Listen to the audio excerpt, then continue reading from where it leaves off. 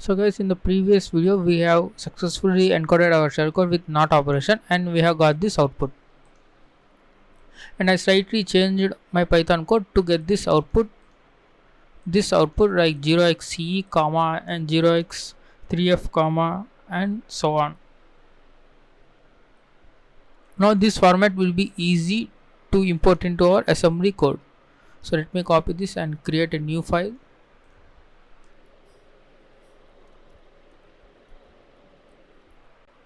Let me save it to the NASM file and I'm going to write the global start.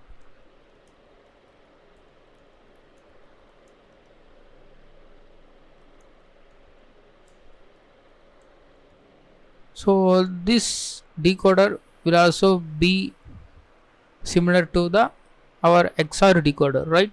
First what we want to do is we need to jump short to the variable, say decoder, and we write the code for the decoder here.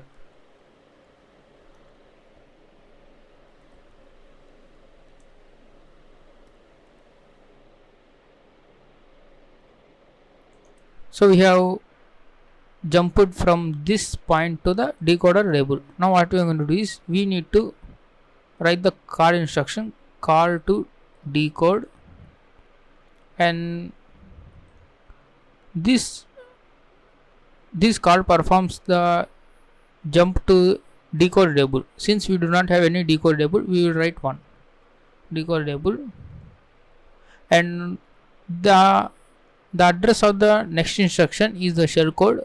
This have to be executed, so that's why the address of this shellcode will be placed on the top of the stack, because after call routine has been executed, the program flow should start right after this call routine, that is from here. That's why this address is going to be placed on the stack, and we need to we can access this address using the pop operation, pop into ESI.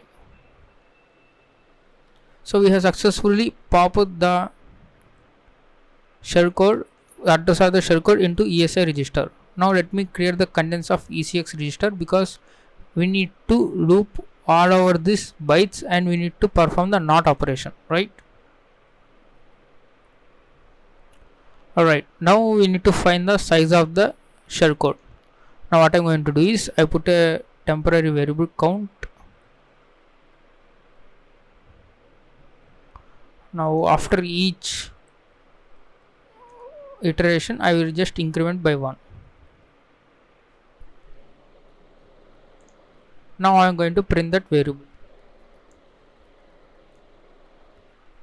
So let's run it again, and we say is 23 bytes.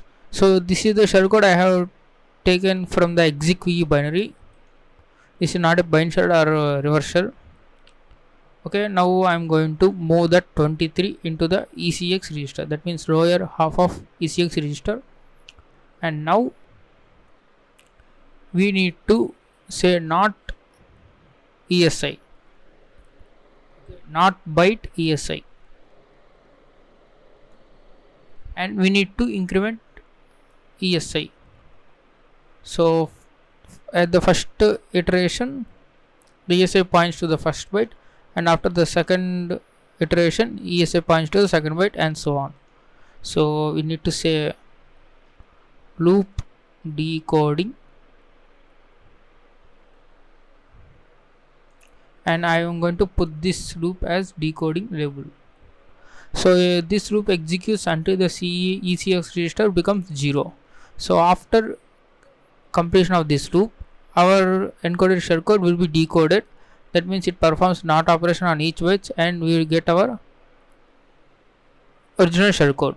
Now we need to jump to that shellcode,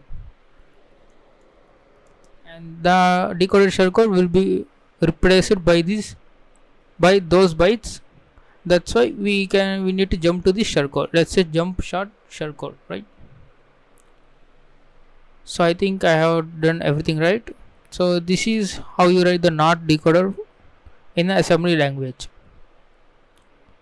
Okay, first I will explain what I have done. First we have jumped to this decoder label, and at this decoder label we are calling the decode label, and after that we are placing the shellcode variable which consists of our encoded shellcode.